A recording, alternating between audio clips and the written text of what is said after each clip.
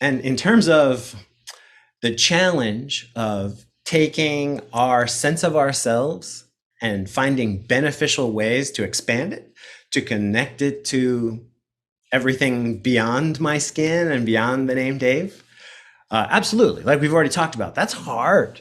That's hard.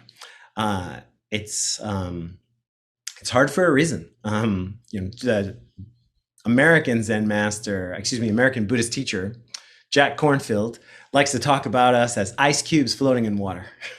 He's like, we're made of this, right? There's nothing around us that is not us.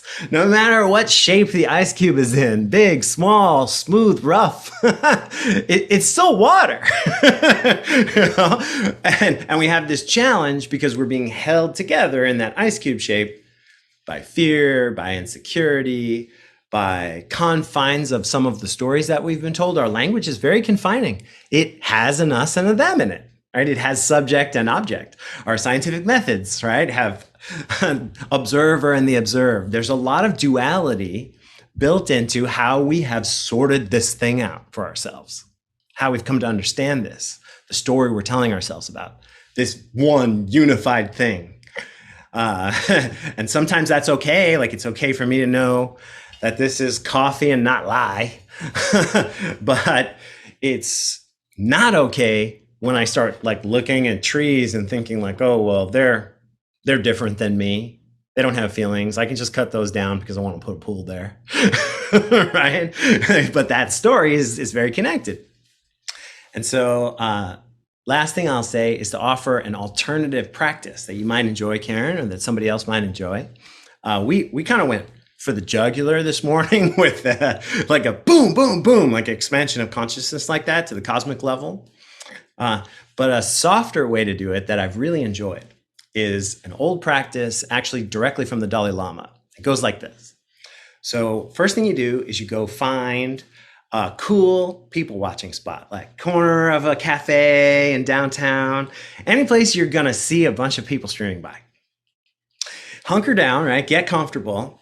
And then your meditation is you use one breath to scan and find the person.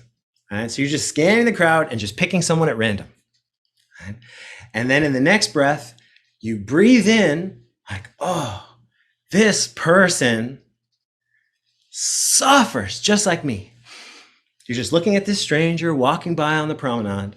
You just breathe in the recognition like, well, without a doubt, this person has suffering. They're a human being. Right?